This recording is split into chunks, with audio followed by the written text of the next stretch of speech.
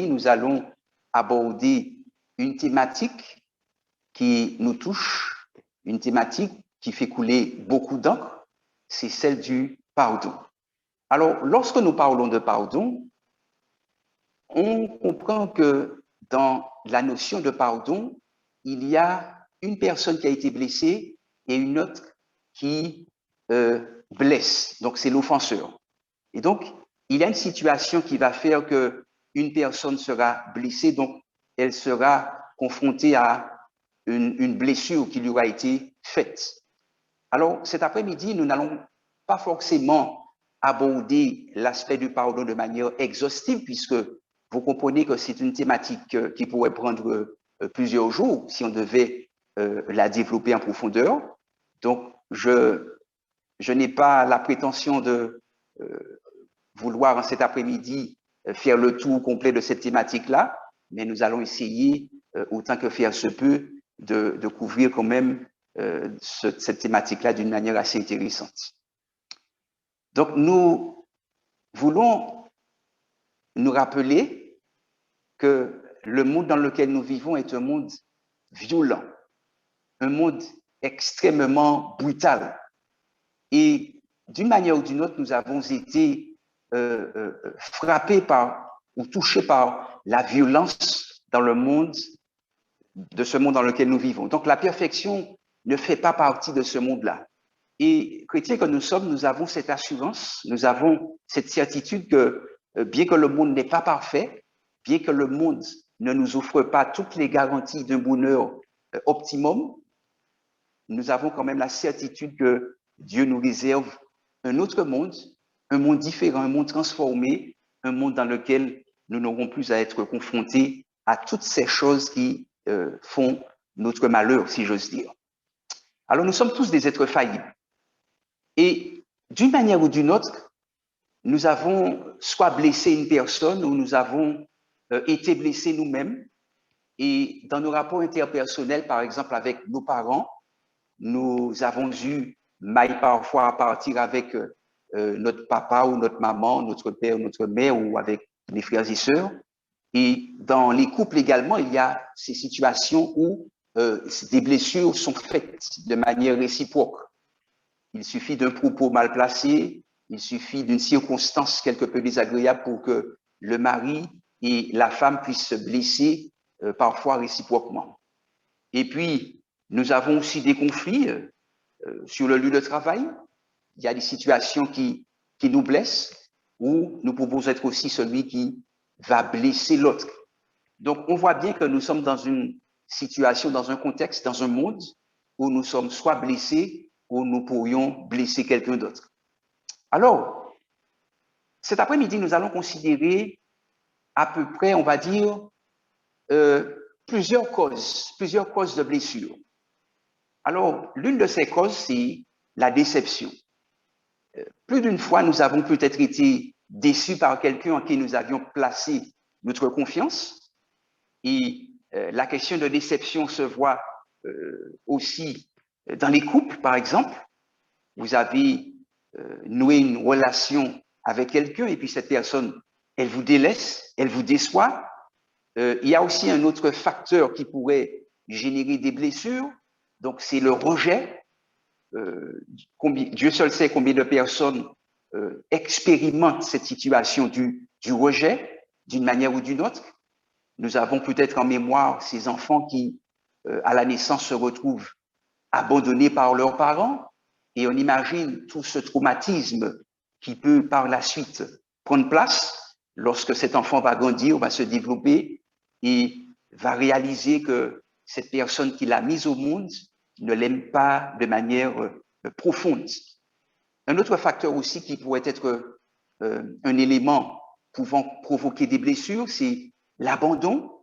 Donc là aussi, l'abandon qui est une situation que beaucoup de personnes ont expérimentée.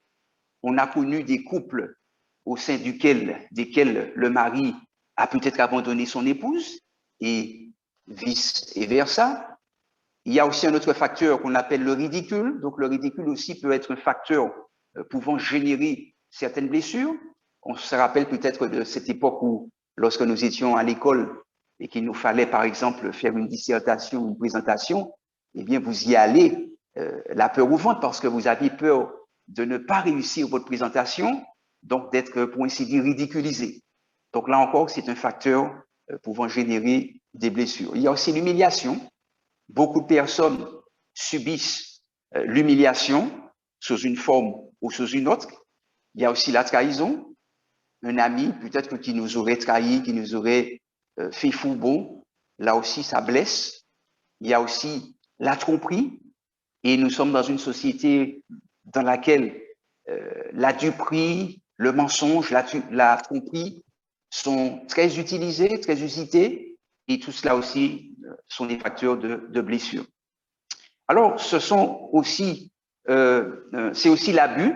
L'abus aussi est un autre élément qui peut générer des blessures. Donc, ces causes de blessures ont été répertoriées par le docteur Sidney dans son livre en relation avec le pardon, donc qui a fait cette liste d'éléments qui pourraient générer des blessures. Alors, lorsque nous sommes blessés, lorsque nous sommes victimes d'une blessure, nous avons plusieurs manières de réagir par rapport à cette blessure.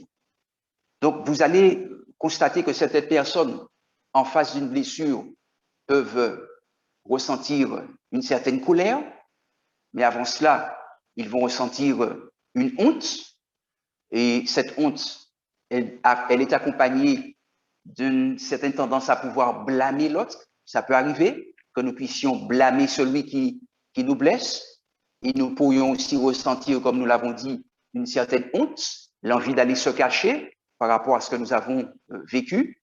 Et ce blâme, cette honte va aussi laisser la porte ouverte au déni dans cette situation. On peut vivre dans le déni de ce qui se passe. Donc, le déni de la part de ceux qui blessent, ils peuvent ne pas réaliser ce qu'ils sont en train de faire, donc prendre conscience du fait qu'ils sont en train de blesser l'autre. Et le déni aussi peut prendre place du côté de celui qui est blessé, qui est offensé. Ça arrive que certaines personnes dédramatisent la situation. Elles se disent que, bon, celui qui m'a blessé l'a fait peut-être par inadvertance ou sans le vouloir, etc. Donc, ces différents éléments surviennent lorsqu'on est blessé ou lorsqu'on blesse. Alors, lorsqu'on est blessé, on peut réagir par la colère, comme nous l'avons dit, ou bien on peut aussi vivre dans le déni, c'est-à-dire ne pas accepter pleinement ce qui s'est passé, ou bien on peut refouler une colère que nous aurions laissé naître en nous, et face à cette blessure, cette colère, lorsqu'elle est refoulée, à long terme, peut être très dangereux pour notre santé, parce qu'on a déjà vu des personnes qui, à force de refouler leur colère, finissent par faire une dépression, finissent par exploser au moindre petit inconvénient. Alors, ce sont les différentes attitudes, les différentes réactions qu'une personne, que nous pourrions avoir en face d'une blessure qui nous aurait été faite. Voilà. Alors, nous avons tous été, d'une manière ou d'une autre, affectés par cela. Alors, vous allez remarquer que lorsqu'il s'agit de pardonner celui qui nous blesse, ce n'est pas toujours facile d'avoir cette aptitude de poser l'acte positif qu'il faut pour que le pardon ait effectivement lieu. Et la chose est d'autant plus sensible lorsque la blessure qui nous a été faite est une blessure extrêmement grave. Par exemple, si vous avez été victime, je ne sais pas, d'abus sexuels ou autres, ce genre de blessures-là ne sont pas, bien évidemment, toujours faciles à accepter, à affronter, et il n'est pas facile de pardonner à celui qui a été, entre guillemets, le bourreau, celui qui a été l'offenseur, l'abuseur, celui qui a pris avantage sur notre vulnérabilité, sur notre innocence. Alors, pardonner n'est pas toujours un exercice, un processus, une action facile, d'autant plus que la blessure qui nous a été faite pourrait être une blessure très profonde, très grave. Mais puisque nous sommes dans un contexte chrétien, nous comprenons que, en tant que chrétiens, nous sommes appelés, autant que faire se peut, à pouvoir pardonner à celui qui nous a offensés. Pourquoi est-ce qu'un chrétien est appelé à pardonner? Alors, la réponse, elle est assez simple, puisque il est très difficile d'imaginer un christianisme sans amour et donc sans la capacité à pouvoir pardonner. Donc, il y a une espèce d'antinomie, un mariage peu probable entre le christianisme, le fait de se dire enfant de Dieu, d'avoir accepté d'entrer dans ce relationnel avec Jésus et de n'être pas capable, lorsque la situation se présente, d'exprimer, de pardonner à celui qui nous aurait offensés. Alors, un chrétien qui ne pardonne pas, ça ne va pas ensemble. Ce n'est pas compatible. Donc, comment le pardon peut-il être refusé dans ces conditions-là? Quand on est chrétien, on est censé pardonner. Pourquoi? Parce que à travers cette démonstration d'amour, on est en train de démontrer aussi que nous sommes des instruments entre les mains du Seigneur, que nous reflétons aussi, comme Dieu, la capacité de pouvoir pardonner à l'autre. C'est très important. Donc, nous avons évoqué la question de la profondeur de la blessure qui pourrait rendre difficile l'expression du pardon. Mais il y a d'autres facteurs qui parfois semblent rendre difficile ou rendre effectivement difficile le pardon, la capacité à pardonner. Il y a un spécialiste qui s'appelle Fred Luskin qui évoque comme obstacle à la capacité à pardonner la chose suivante. Alors, il dit que nous avons cette tendance à prendre les choses trop personnellement, ce qui nous empêche à prendre du recul par rapport à notre souffrance, par rapport à notre blessure. C'est ce qu'il évoque. Il dit que nous sommes, on va dire, susceptibles parfois, trop susceptibles, et nous n'avons pas cette capacité ou cette présence d'esprit à prendre un certain recul par rapport à l'offense qui nous aurait été faite. Donc là, c'est l'un des éléments évoqués qui pourrait rendre difficile le pardon. Il y a aussi un autre facteur, donc la personne qui a été blessée, qui a été offensée, eh bien, a cette propension, cette tendance à accuser son offenseur pour les émotions qu'elle ressent. Cependant, il ne faut pas perdre de vue que c'est vrai, il nous arrive de mettre sur le dos de l'autre ces émotions négatives que nous ressentons, mais il faut aussi garder à l'esprit que nous avons cette capacité, nous avons, on va dire, la maîtrise, nous devrions avoir la maîtrise sur nos émotions, quand bien même la situation que nous vivons tend à exacerber cette émotion négative. Nous avons quand même la capacité, nous avons le pouvoir, nous avons cette autorité de pouvoir contrôler nos émotions autant que faire se peut. Un autre élément aussi qui pourrait rendre difficile, en tous les cas chez certaines personnes, la capacité à pardonner, c'est que la personne qui a été blessée, qui a subi une offense, a la tendance à ruminer, à se ressasser, à se créer une petite histoire, une histoire de sa plainte qui n'évolue jamais et dans laquelle cette personne est toujours victimisée, toujours une victime. Donc, ce petit film qu'on se repasse en permanence qui fait qu'on se victimise, on est piégé dans ce petit schéma-là. Donc, cette répétition va contribuer, bien évidemment, à entretenir de mauvaises pensées, à entretenir des pensées négatives permanentes à l'égard de celui qui nous a offensés. Ça, c'est un obstacle dont il faut être conscient. Et la difficulté aussi que certains éprouvent est due au fait qu'elles sont dans l'attente que l'offenseur demande pardon. Alors, tant que l'offenseur ne demandera pas pardon, l'offensé sera dans une position d'attente.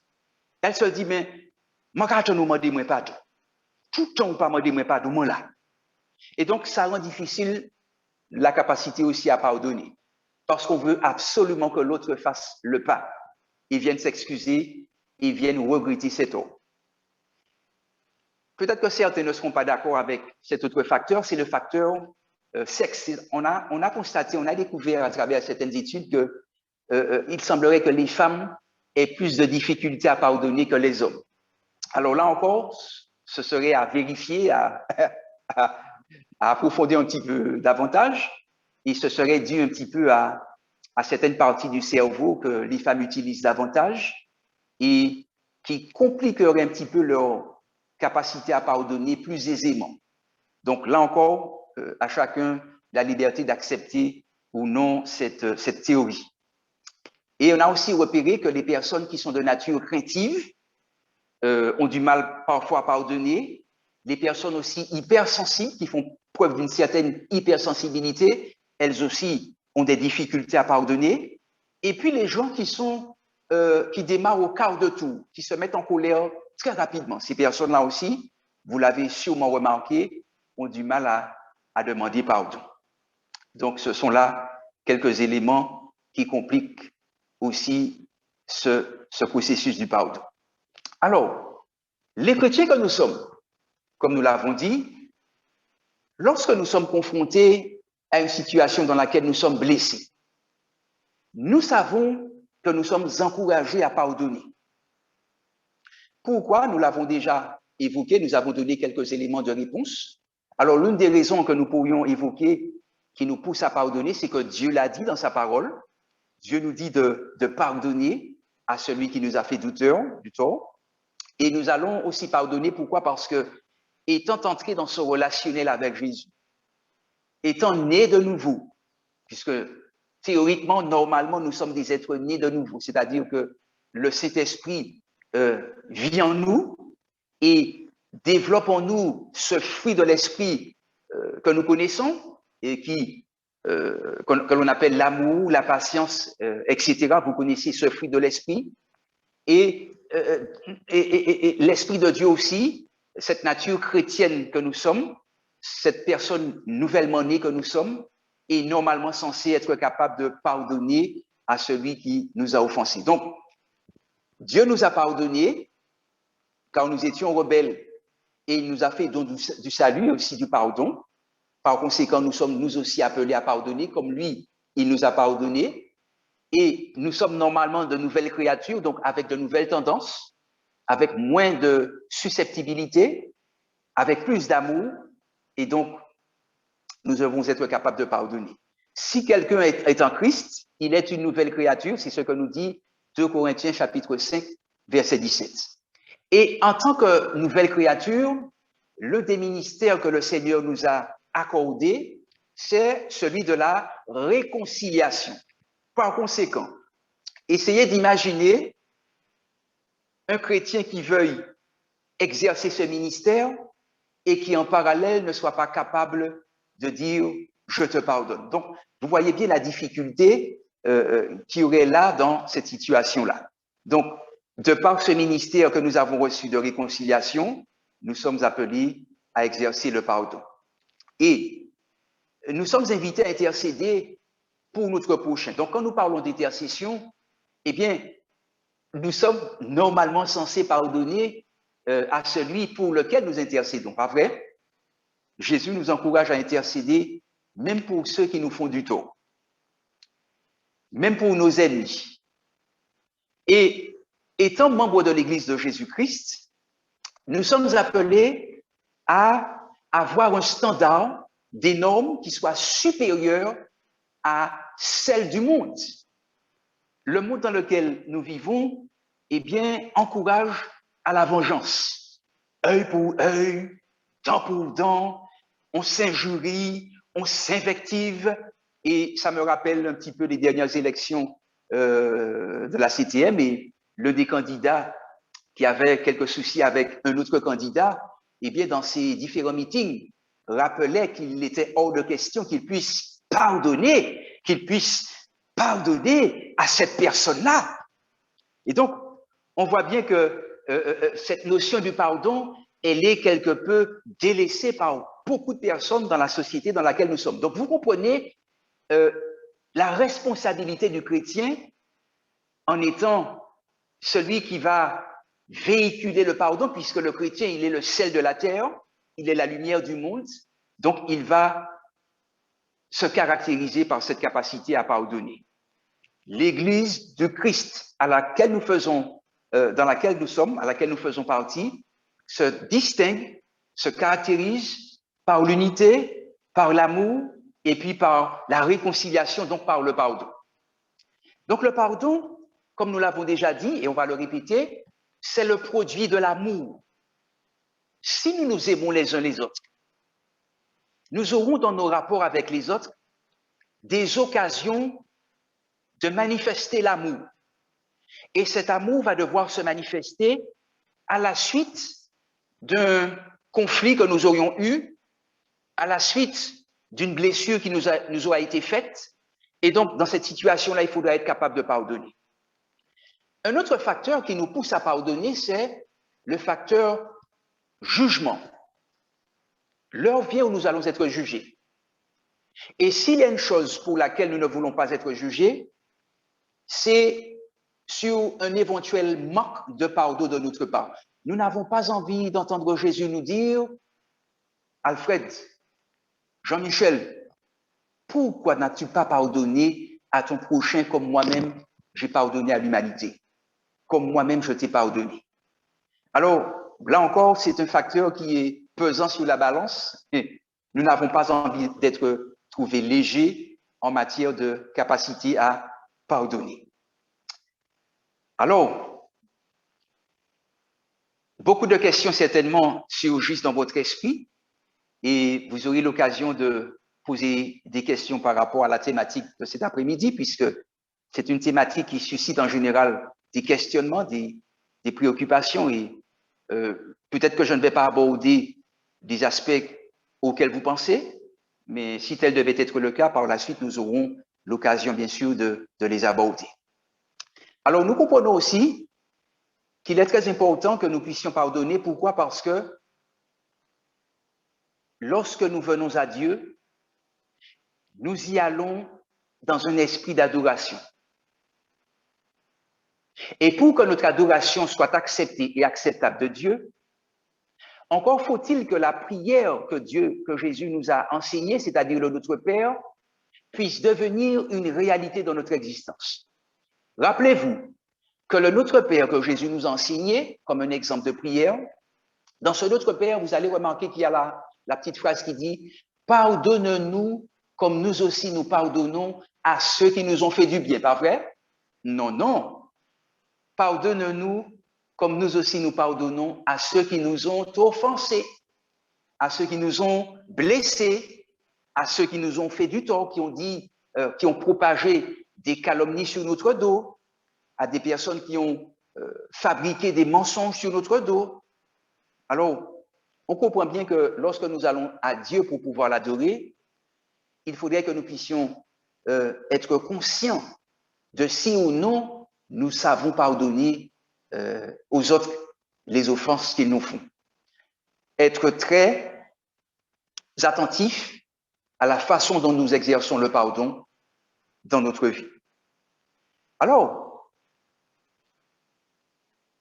lorsque nous pardonnons à une personne qui nous a offensés, nous nous attendons à ce que cette personne puisse effectivement rentrer dans ce processus de la réconciliation. Malheureusement, ça arrive que lorsque nous allons vers l'autre pour une réconciliation, il n'y a pas de démarche de la part de l'autre. Il n'y a pas une volonté de la part de l'autre d'entrer dans une réconciliation. Et je crois que c'est l'un des facteurs les plus blessants qui soit. Au-delà du fait que nous avons déjà été blessés une première fois par l'autre, nous sommes blessés une deuxième fois parce que l'autre ne veut pas se réconcilier avec nous ou s'excuser, passer par la repentance et la confession. Donc là, c'est une double peine. Une première peine par rapport à la blessure que nous avons reçue et une deuxième peine par rapport au fait que vous prenez sur vous-même parfois ou souvent pour aller vers l'autre et en bon chrétien que vous êtes, vous voulez faire table rase, vous voulez assainir les relations, mais malheureusement, l'autre n'est pas désireux ou désireuse de faire la paix et d'enterrer la hache de guerre. Alors, ce genre de situation-là, eh bien, a été expérimenté par plus d'un. Et c'est le genre de situation qui génère beaucoup d'angoisse chez celui qui a été blessé. Je dis bien chez celui qui a été blessé, alors que ça aurait dû être le contraire. L'angoisse aurait dû prendre naissance chez celui qui blesse, plus que chez celui qui a été blessé.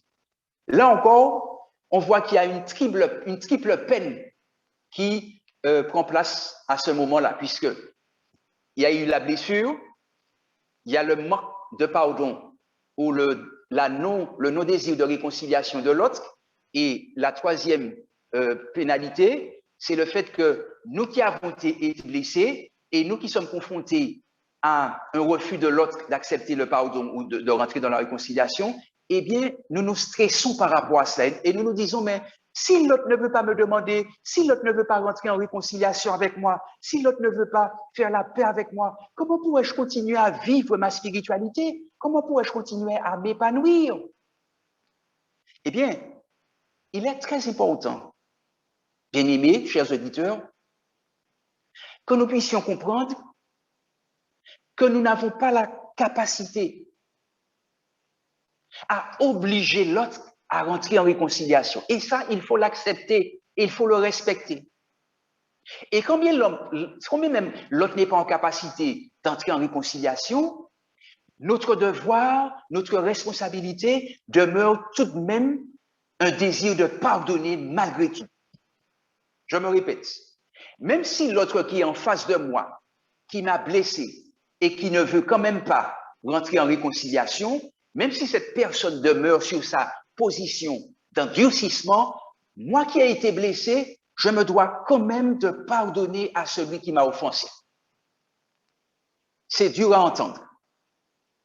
C'est presque, j'ai envie de dire, inacceptable.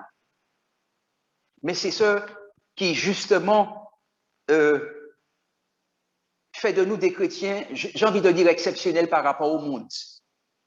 Là où beaucoup de personnes auraient capitulé, eh bien, nous refusons la capitulation. Et nous ne voulons pas rentrer dans le même système vicieux que l'autre cherche à instaurer en refusant le pardon. Mais nous voulons aller à contre-courant. Nous voulons faire le contraire de ce que l'autre est en train de faire. Et justement, en faisant le contraire de ce que l'autre est en train de faire, eh bien, ça s'est déjà produit à plusieurs reprises que l'offenseur, lorsqu'il voit que l'offensé continue de pardonner, eh bien, l'offenseur se voit orienté, s'il n'est pas trop dur, dans une démarche de réconciliation progressive. Je me répète, lorsque l'offenseur voit que vous lui pardonnez son offense malgré tout, dans bien des cas, ça peut être un élément déclencheur. Ça veut dire que l'offenseur va réfléchir et rentrer en lui-même, il va se dire, mais comment ça se fait qu'un tel soit en capacité de me pardonner malgré le mal que je lui ai fait? Eh bien là, ça peut être le point de départ d'une prise de conscience et d'un désir de réconciliation de la part de celui qui a offensé. Alors on voit que lorsque nous maintenons ce désir de pardon, on peut contribuer, j'ai envie de dire, à la délivrance de l'autre. On peut contribuer à la délivrance de l'autre et à sa délivrance à soi aussi.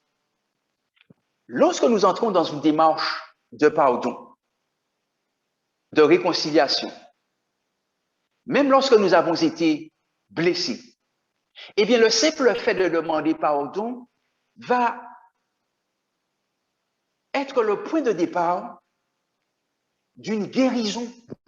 Oui, la guérison de nos émotions qui ont été malmenées, exacerbées, ballottées par la blessure qui nous a été faite.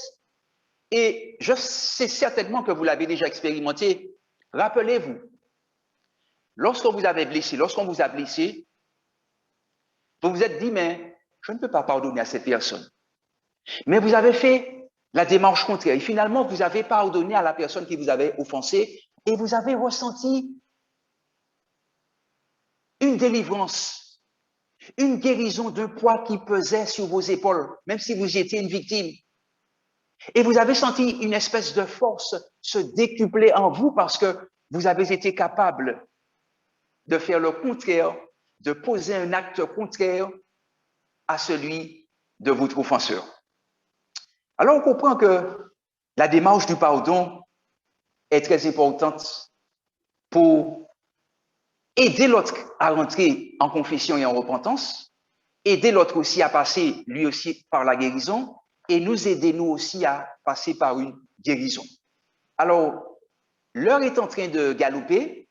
Comme je vous ai dit, la thématique du pardon est très vaste. Donc, nous allons quand même essayer de couvrir un certain nombre d'aspects, mais ne m'en veuillez pas si, à la fin de la présentation, vous vous sentez un petit peu sur votre faim, frustré. Ne m'en veuillez pas. C'est une thématique quand même qui est assez large. Et si vous avez des questions, nous allons voir dans quelle mesure y répondre. Très bien. Alors, nous allons atterrir puisque l'heure est un peu avancée. Alors, en tant que chrétiens, nous sommes encouragés à pardonner à celui qui nous a offensés. Et Jésus a même osé employer ce terme de 77 fois 7 fois. Donc, on voit ici à travers cette expression que le pardon doit être continuel, perpétuel, constant à l'égard de celui qui nous a offensés. Maintenant, il y a certainement une autre question qui émerge de votre esprit. Est-ce que j'aurai le devoir de pardonner encore et encore à quelqu'un qui s'amuse, entre guillemets, à me blesser? Est-ce que ne devrais-je pas, est-ce que je ne serais pas à un moment donné contraint de mettre une limite, de poser une limite à ce pardon que j'offre encore et encore à quelqu'un qui n'a de cesse de me blesser, de m'humilier encore et encore? C'est très important pour nous de distinguer deux choses. Il faut distinguer notre responsabilité de pardonner avec celle d'être toujours en relation permanente avec l'autre. Je m'explique.